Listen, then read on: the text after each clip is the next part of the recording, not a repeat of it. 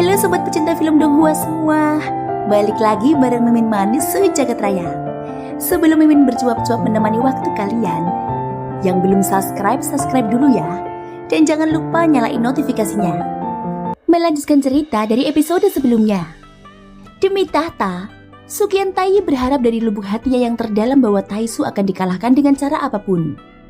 Hanya saja sekarang Taisu memiliki Master Su sebagai raja baru, yang bahkan menggunakan mantan Raja Sukyan Taiyi ke garis depan. Hal ini terlalu menampar wajah Sukyan Taiyi, seolah-olah Master Su tidak sedikit pun memandangnya. Sebagai raja baru, bagaimana mungkin dia tidak tahu bahwa Sukyan Taiyi sedang memeras otaknya untuk mengambil kembali tahta Taisu. Semuanya ada dalam perhitungannya, dan dia masih berani menggunakan Sukyan Taiyi dalam situasi ini. Hal ini membuktikan bahwa Master Su ini bukanlah orang yang lemah. Dia pasti mempunyai kekuatannya sendiri. Bahkan seluruh manajemen senior Taisu mengetahui bahwa Sukyan Taiyi ingin mengambil kembali tahta. Tetapi selain Master Su yang merupakan orang terkuat kedua di Taisu, siapa yang bisa menghentikannya? Adapun mengapa Master Su tidak menghentikan Sukyan Taiyi, dan dia bahkan membiarkan Sukyan Taiyi bertindak sembarangan. Hanya ada satu kemungkinan untuk situasi ini. Master Su sangat kuat. Begitu kuatnya, sehingga dia tidak takut pada Sukyan Taiyi. Itu sebabnya dia berani membiarkan Sukyan Taiyi bertingkah seperti ini. Ini semua hanyalah tebakan Xiaoyan. Tetapi itu tidak masalah untuk saat ini. Awalnya aku mengira akan ada hubungan permusuhan yang tak dapat didamaikan dengan Sukyan Taiyi.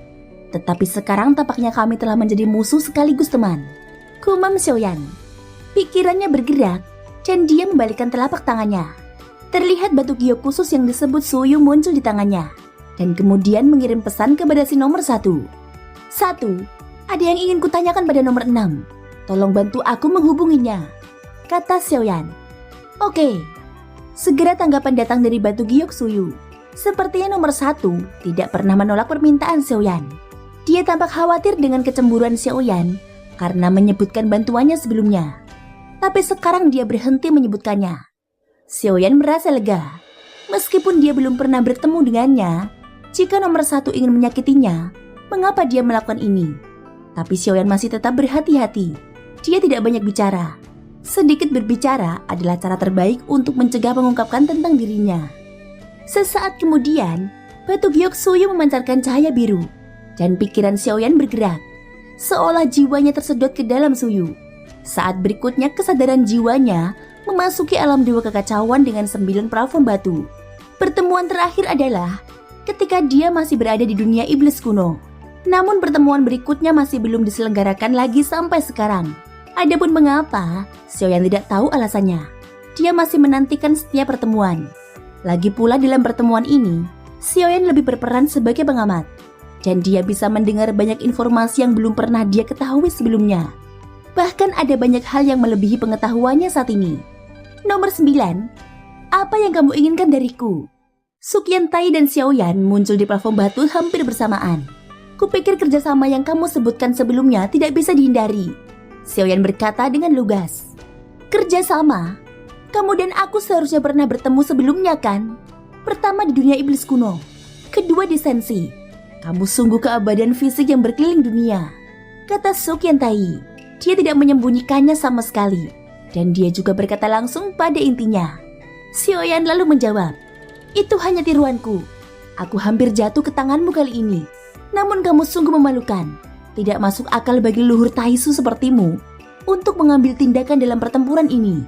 Kata-kata Xiaoyan langsung mengenai titik sakit Sukyan Taiyi. Dan dengan cara ini dia bisa membuktikan kecurigaannya. Juga, jangan pikir aku tidak tahu bahwa sudah sangat lama sejak kamu bertahan di tingkat kelima keabadian dewa. Master Taisumu jauh lebih kuat darimu. Jika kamu tidak bekerja sama denganku, apalagi mendapatkan kembali tahta, kamu justru akan digunakan sebagai umpan meriam dan mati dalam pertempuran. Apakah kamu tidak mempercayaiku? Ucap Xiaoyan. Setiap kalimat yang dia lontarkan sangat ekspresif. Dia sangat tenang dan berbicara dengan kecepatan yang tidak tergesa-gesa, seolah-olah kekuatannya lebih tinggi daripada Sukyan Taiyi, dan dia sedang membuat arahan dengannya saat ini. Lantas, apa alasanmu untuk semua ini? Ucap Sukyan Taiyi. Alasan bekerja sama denganmu sederhana saja. Kalian sangat kuat, tidak ada keraguan tentang itu. Tapi orang yang benar-benar kami takuti adalah Master Su. bukan kamu. Sekarang kita memiliki tujuan yang sama. Kita berdua ingin melenyapkan Master Su. Dengan kata lain, aku ingin membunuh Master Su dan mengalahkan Tai Su. Sedangkan kamu ingin membunuh Master Su dan merebut tahta. Kata-kata Xiaoyan keluar perlahan, menyebabkan Su Qiantai terdiam sejenak. Setelah beberapa saat, Su Qiantai bertanya, bagaimana cara bekerja sama? Xiaoyan lalu menjawab, beri aku informasi yang akurat. Seperti kekuatan Tai Su saat ini dan tren akuratnya.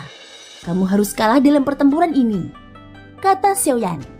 Kondisi ini agak sulit, dan Xiaoyan tidak tahu apakah Su Qiantai akan setuju. Baiklah, tapi apakah kamu Sensi benar-benar memiliki kekuatan seperti itu? Ucap Su Qiantai.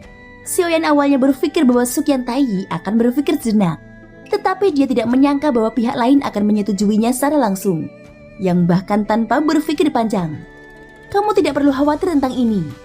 Oh iya, ada satu hal lagi. Lepaskan Ratu Sensiku. Xiaoyan akhirnya mengungkapkan tujuan sebenarnya dengan nada santai. Ratu Sensi, aku baru saja tiba di Sensi. Aku belum tahu beritanya. Namun kamu jangan khawatir. Aku akan menanyakannya ketika aku kembali. Ucap Su Qiantai. Lakukan sesegera mungkin. Dan jangan lupa, berikan informasi yang akurat kepadaku. Xiaoyan melanjutkan kata-katanya, seolah-olah dia sepenuhnya menganggap Su Qiantai sebagai penunggang kuda, dan kekuatannya tampaknya lebih unggul darinya. Sebelum itu, bolehkah aku bertanya, apa kekuatanmu saat ini? Tanya Su Qiantai. Kamu sangat lancang, dan akan kuberitahukan kepadamu bahwa aku memang tidak sekuat dirimu sekarang. Tapi ini hanya sementara. Seharusnya kamu sudah menebak identitasku, jadi tidak perlu diragukan lagi. Baiklah, ayo kita akhiri di sini, dan kutunggu kabar baikmu. Ucap Xiaoyan. Jelas Xiaoyan tidak ingin berlama-lama setelah dia menyelesaikan tujuannya. Jika dia terlalu banyak bicara, dia hanya akan ketahuan.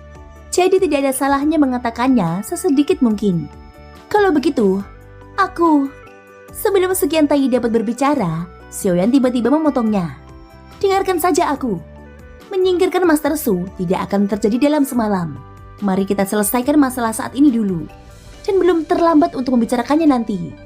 Ada sesuatu yang mendesak yang harus kulakukan. Dan aku menunggu kabar baikmu.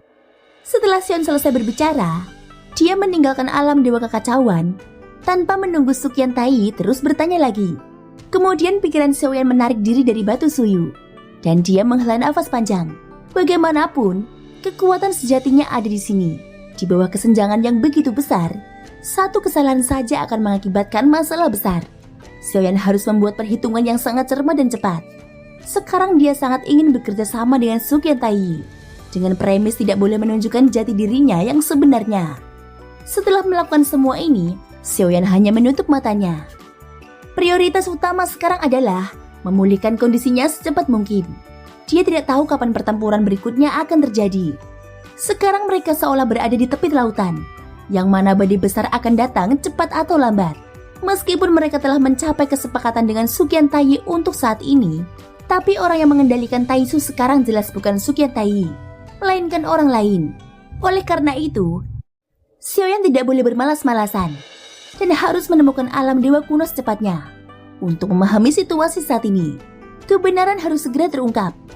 Apa yang sebenarnya terjadi dan di mana Raja Tianzang berada? Tidak mungkin dia ditangkap seperti ratu. Setelah sekian lama, Xiaoyan akhirnya mendapatkan kembali energi dan darahnya yang kuat. Dalam pertempuran ini, Xiaoyan memperluas tubuh keabadian fisik super raksasa hingga 200.000 kaki untuk pertama kalinya, yang dapat dianggap mencapai batas yang lebih tinggi. Dengan terus-menerus menggunakan tubuh keabadiannya untuk bertarung, hal ini juga membawa manfaat bagi tubuh Xiaoyan.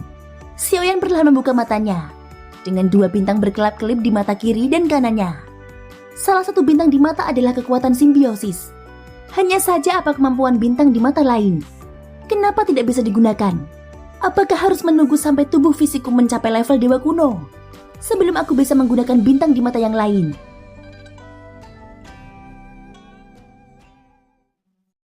Thank you guys sudah mendengarkan ceritaku sampai akhir. Ikutin terus kelanjutan episode-episode berikutnya ya. Semoga hari kalian menyenangkan.